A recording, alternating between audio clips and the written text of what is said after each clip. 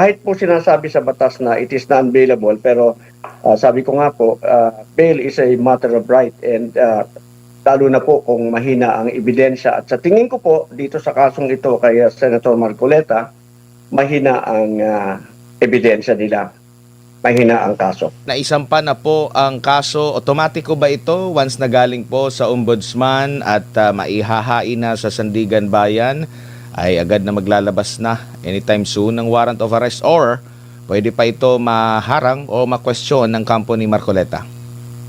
Maglalabas na po ng warrant of arrest ang korte, at magkatapos po merong gagawin yung kanyang abogado para siya ay mabigyan ng ito po kasing kahit na non-bailable itong plunder, pwede pa rin naman pong subukan ng kanyang abogado na siya ay hinga ng bail, dahil yung pong bail is a matter of right so at yan po ay nadi-deny lamang when pagka in the case of a capital offense at saka the evidence of guilt is strong. Dito po sa usapang when the evidence of guilt is strong, doon po sila kakatig dito sa paghingi ng bail sa kasong ito. Kahit po sinasabi sa batas na it is non-bailable, pero sabi ko nga po, bail is a matter of right, and lalo na po kung mahina ang ebidensya. At sa tingin ko po, dito sa kasong ito kay Senator Marcoleta,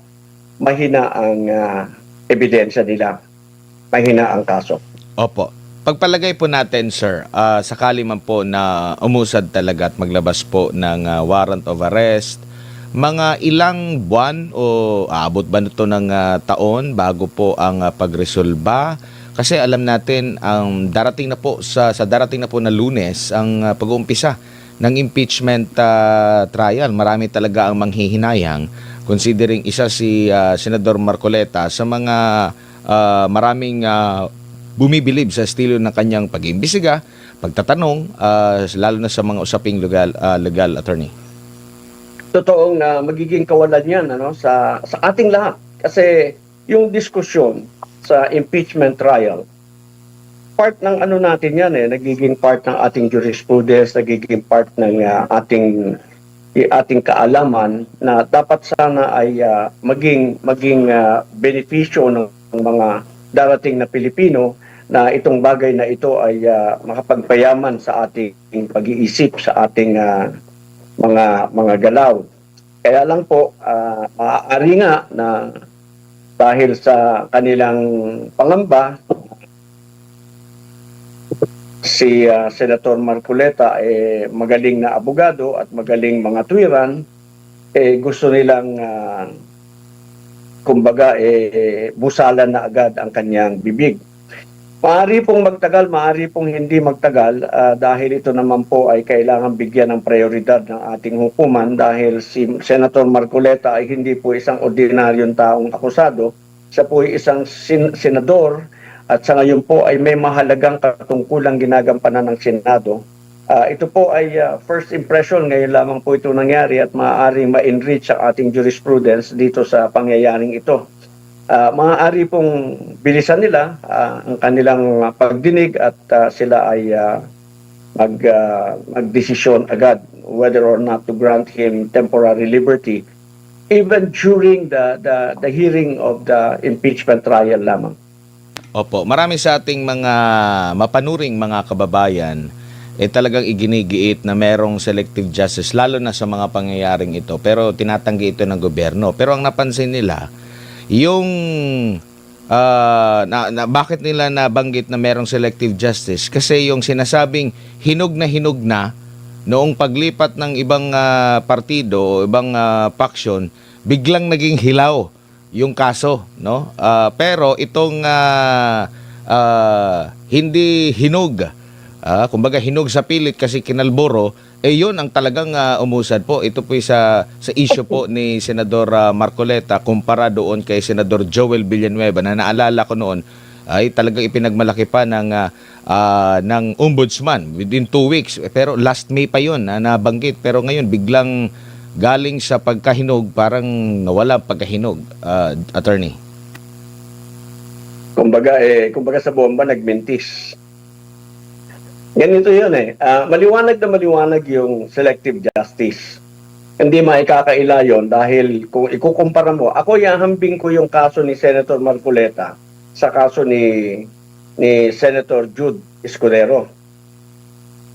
Yung kay Senator Jude Escudero Cheese. at yung sa kanya parehas eh, merong campaign donation. Cheese Escudero Yung po. nag-donate kay Senator Jude Escudero, Attorney, kontratista. sino pong Jude?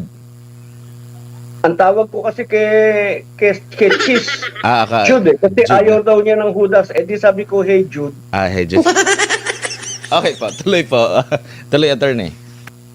So, itong kay Senator Escudero, ang nag-donate sa kanya ng campaign fund ay kontratista. Okay. Itong nag-donate, assuming this is true, assuming ha, hindi ko ina-assume na it is true. I am not assuming na meron talagang 30 million na ibinigay si ex-Congressman Mike Defensor. Ay ina-assume lang natin na nagbigay nga siya ng 30 million. Si Mike Defensor hindi kontratista. Si Mike Defensor does not have any business with the government and does not have any business transaction with Congressman Marcoleta, then Congressman Marcoleta, who just happens to be a friend who he wants to help. Itong dalawang ito, maiko-contrast mo. Inuna nila yung kay Senator Marcoleta, yung kay Senator Jude Escudero, nung lumipat, hindi na nila itinuloy. So kung selective justice ang pag-uusapan natin, maliwanag na merong selective justice dito sa pamahalaan na ito. Opo. And suma total, pag papakialaman na naman yung threshold para ma-convict ang isang impeachable official, ito talaga'y sukdulan na ba, attorney? Alam nyo yung threshold, wala akong pangamba doon, hindi nila pwedeng pakialaman yun eh. Hindi sila isasalba ng Abilino versus Cuenco sa kanilang pangangatwiran dahil sa Abilino versus Cuenco, isa lang ang desisyon doon na napakalinaw. Doon sa main case at doon sa motion for reconsideration, yung selection ng Senate President is a political question, period. All the others are mere discussion, expression of opinion ng mga justices na kasama doon sa nag-usap, nagbotohan doon sa kaso na yon. But it did not form part of the decision of the court. Isa lang po ang decision doon.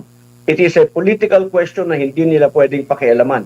Ipinaliwanag lang po ng Korte Suprema doon sa Abilino versus Cuenco na ang quorum talaga is 13. No? Expression lamang ng isang justice, yung ikaw ay abroad and you cannot be reached, yung isa ay may sakit therefore hindi makakaboto kaya binaba sa 22. But then again, that was not sustained by the court. Hindi yun na-sustain, hindi yun kasama sa naging parte ng desisyon ng Korte Suprema. No, those are, ang tawag namin doon, obiter. Hindi siya parte ng desisyon. Nabanggit lamang. They mentioned in passing. But it does not hold water at all. So, hindi pwedeng galawin yung 24. Maliwanag po yan. Kahit na sabihin natin, kasi ang wording ng 1935 Constitution, ganito, at ang wording ay ng 1987, meron ng all. They both mean the same actually when you read it and you examine it. They both mean the same. Yung all sa 1987 is actually a surplusage because hindi mo kailangan ilagay yung all. Kaya lamang, dun sa matter of style, sinabi nila, it's better to be clear. So, in-specify nila yung all. But there is no distinction between the provision of the 1935 Constitution and the 1987 Constitution. It's just a matter of style. So, they cannot touch the denominator. 24 or 24 yan because there is no vacancy in the Senate. There can only be vacancy in the Senate if a senator dies, if a senator resigns, if a senator is expelled by 2/3 vote. Yun lamang po. para magkaroon ng vacancy para maging 23 o 22 as the case may be. Pero hanggat wala yung pangyayari na yon, 24 po ang denominator. And the quorum will be 12 plus 1 is 13. Ngayon, ang isa pong hindi nila nakukonsidera doon sa kanilang gustong gawin, actually suicide yan eh. Pag binaba mo yung denominator, therefore bababa ang quorum, bababa din yung number of votes to acquit. Huwag nilang kakalimutan na pagkatapos ng presentation ng prosecution ng kanilang evidence, may karapatan ang depensa na mag-file ng demurrer of evidence. Motion to dismiss po yun.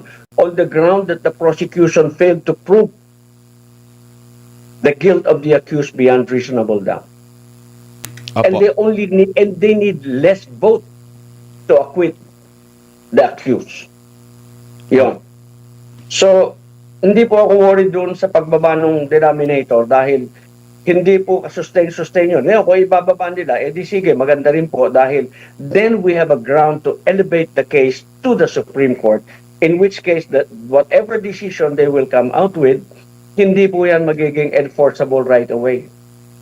We Opo. will wait for the decision of the Supreme Court for it to become final.